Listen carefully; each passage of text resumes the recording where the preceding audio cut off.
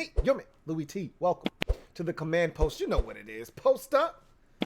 Take command. I, of course, am your commander-in-chief, Louie T. Thank you for joining me. This is a special edition of the command post, as I've been really fascinated by not only Washington fans' reaction to the Carson Wentz trade and how their perception has changed over the last 3 months or so.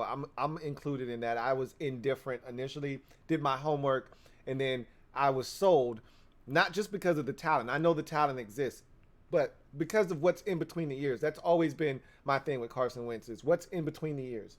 Mentally, do you have what it takes to get the job done?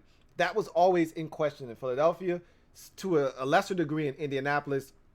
And I thought that's the thing that made me a little uneasy when the trade was first made. After, doing the homework and feeling a lot more confident about his mental, fortitude, I think that this is a guy that can come in and get the job done. That said, I've been really taken aback by the reaction by Philadelphia Eagles fans, and maybe I shouldn't be. Maybe I should have been more aware of what was coming down the pipeline when we made the trade. Initially when we made the trade, a lot of Eagles fans showed up and like, oh, he's going to be trash for you, yada, yada, yada. But it's family members.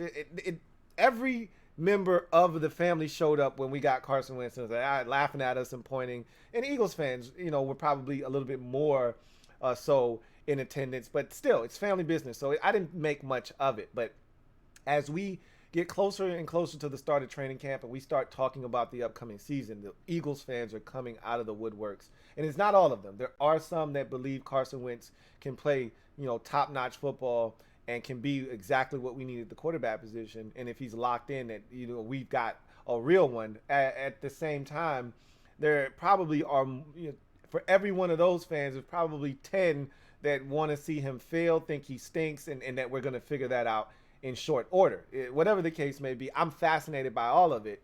And I just wanted to tap into the psyche of Eagles fans because, talking to Lloyd Brunson and Eagles fans, they say, you don't understand. We rode that roller coaster with Carson Wentz. And when you do that, it's different. And as a Washington fan, I think there's a little semblance of that situation with Wentz and Eagles fans and Washington with Robert Griffin III. I think it's on a much smaller scale because we had one season with Robert Griffin III, and that was 2012. The Eagles fans had 5 years of Carson Wentz, 3 of which they went into the postseason. Now, again, the 2018 season is in question as to how much of a role he really truly played on that team, and if he was actually beneficial to them or a detriment to their success that year. He was injured significantly.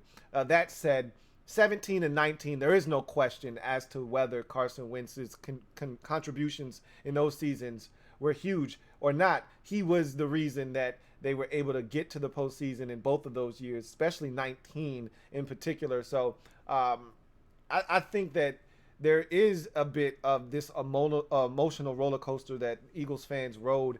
And I want to kind of tap into that now. And I like to explain situations with analogies. I think it's the easiest way to make people understand, your point of view or where you're coming from. So here's the analogy that I have for Eagles fans with Carson Wentz. And you Eagles fans out there, if you're watching this, please tell me if I'm onto something here or if I'm way off base.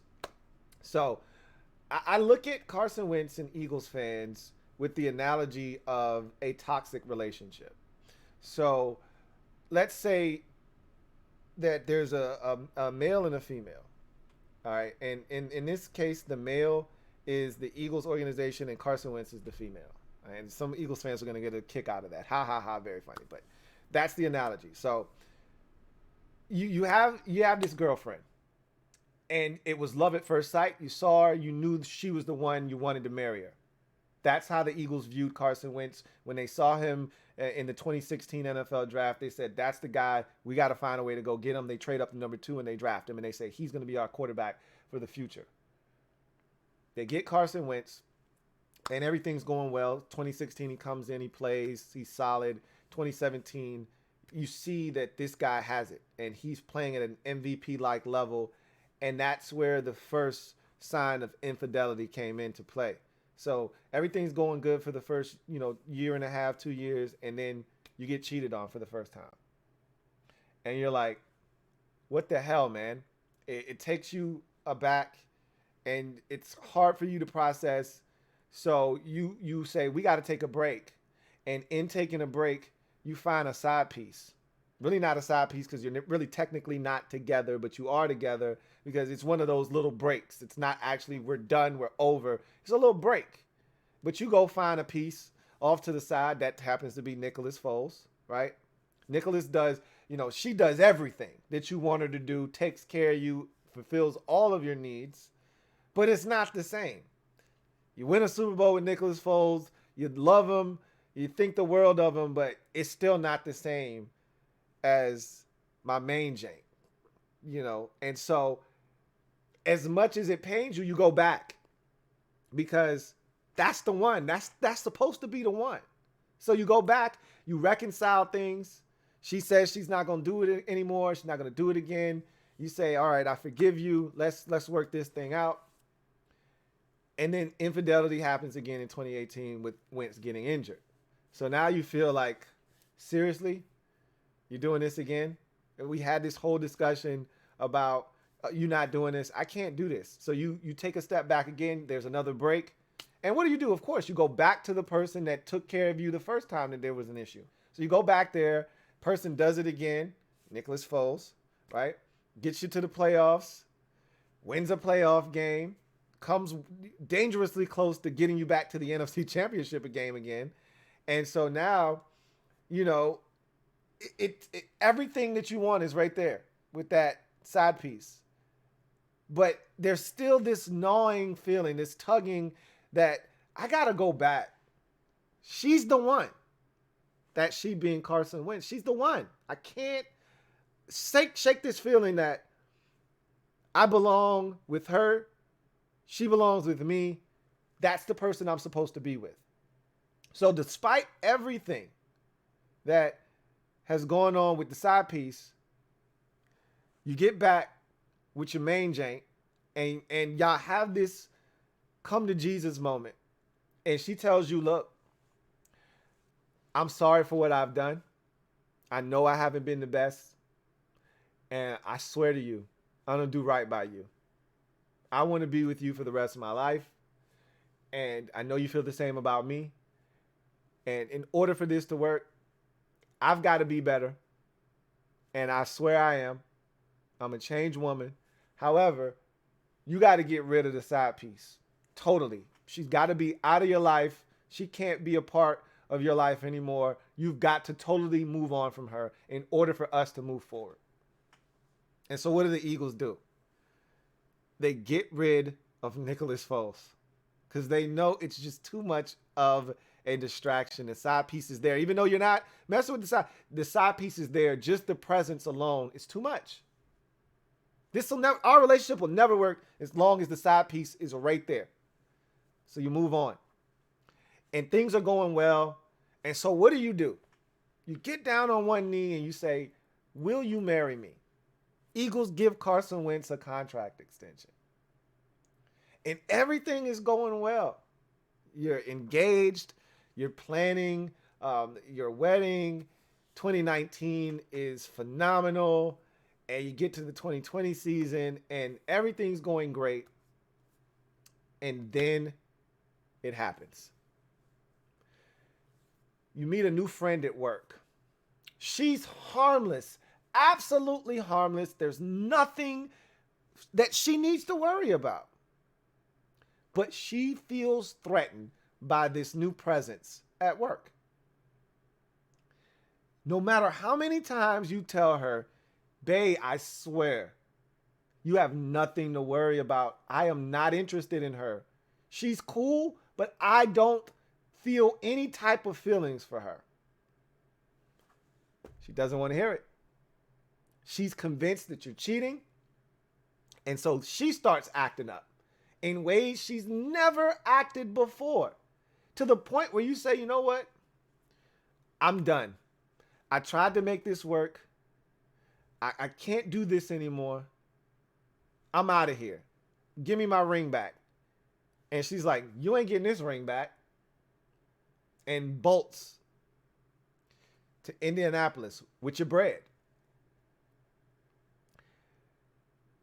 And from that point forward, you'll tell anybody that listens, hey, she's no good. She's going to cheat on you. She's a liar, a cheater, a deceiver, heartbreaker. And I won't let you back in my life. So I'm taking the house, the car, the kids, the dog. I want it all. You're nothing but a cheat. So anybody that comes along, Indianapolis fans, hey, she gonna cheat on you. She ain't no good. I'm telling you, you'll find out. Indianapolis gets rid of him after one season. Eagles fans are like, I told you she won't shit. She was gonna cheat on you. She actually didn't cheat in Indianapolis. She actually didn't cheat in Indianapolis, but it didn't go well. It didn't go well. Not well enough. Indianapolis moved on. And so Washington's like, hey, she looks good to me. So they take their shot at it. And Eagles fans are like, I'm telling you, you don't want to do this. She ain't shit. She gonna cheat on you. And in the back of their minds, they're thinking, she better cheat on them. Because Philadelphia doesn't want to see the woman of their dreams, or in this case, the quarterback that they thought they were going to marry and be with until his career was over with, or at least the foreseeable future. They don't want to see him be successful with somebody else. And so in that analogy, it's tough when you put in all this work with this one individual. You put in all of this work with this female. And she just couldn't get right, was cheating on you, couldn't do what she was supposed to do to hold up her end of the relationship. But she was a damn good woman, but she still had her flaws. And it was too much for you to bear, too much for you to overcome for that relationship to withstand the test of time. And so you had to move on. But you knew she was the one. But you just couldn't do it. You couldn't put yourself through that. It's tough when you put in all that work and now somebody could potentially reap the benefits of everything that you went through. The ups, the downs, the cheating, the lying. You went through all of that just so that person could grow. And now somebody else is going to get the mature version of the person that you thought you were going to marry. That's a tough and bitter pill to swallow. That's why Eagles fans are so upset. They're hurt. That's why their love for Carson Wentz has turned to hate. And look, they already hate us as Washington fans. We hate them, they hate us. That's what family business is all about. Now you add another layer and another wrinkle to that dynamic when you add into the fact that this is their ex. And they love this ex. And they stuck through the bad times with this ex. The injuries. And the poor play. They stuck through those times with this ex. And now this ex has a chance to put it all together and do right by this next boyfriend. And they're saying, hey, I know they're not about to reap the benefits of what I put up with. I know they're not going to get a finished version and a finished product of what I was dealing with, what I was supposed to get. That's why Eagles fans are so upset, because we have a chance to get what they thought they should have gotten in Philadelphia. And the thought of that sickens them. So they want Carson Wentz to fail. So not only they can say, I told you so. Everybody likes to say, I told you so. Who doesn't? Everybody wants to be right. Nobody wants to be wrong about a situation.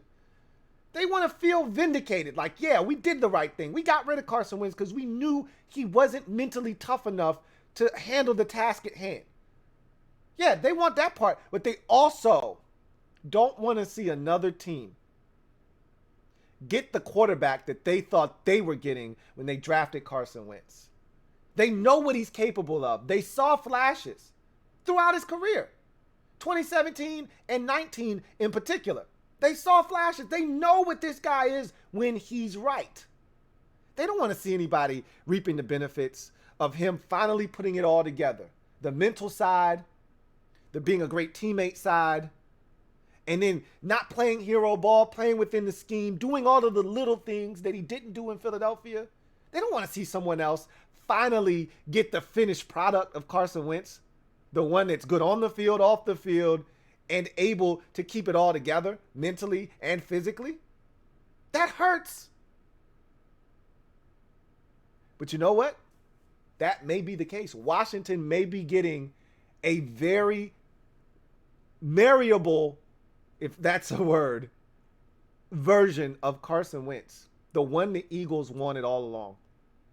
A finished product. A changed Carson Wentz. That may be what's showing up in Washington. And Eagle fans simply cannot fathom nor stomach that. Which is why we're getting this much pushback and hate. Yeah, deep down inside, they want to see us lose, just like we want to see them lose. There's no love lost there. They want to be able to say, I told you so. But even more than that, they don't want to see Carson Wentz succeed with another team, especially this close to home. It would have hurt if he would have done it with Indianapolis, but guess what? It wouldn't hurt as much as it would if it happens in the division. It's like having her figure it out with a dude that you used to know back in the day that you was cool with. I mean, y'all weren't best friends or anything, but y'all were cool.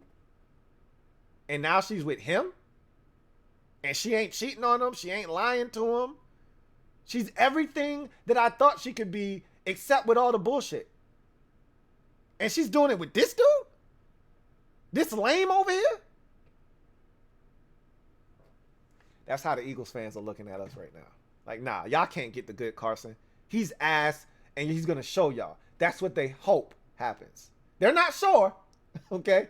That's what they're telling themselves. They're not sure. That's what they're hoping because it hurt too much. It hurt. I don't blame them. But I think we're getting the good Carson. What am I supposed to think, right? I mean, that's how this love story turned into hate. Hate, hate, hate, hate, hate, hate. If you're an Eagles fan out there, tell me what you think.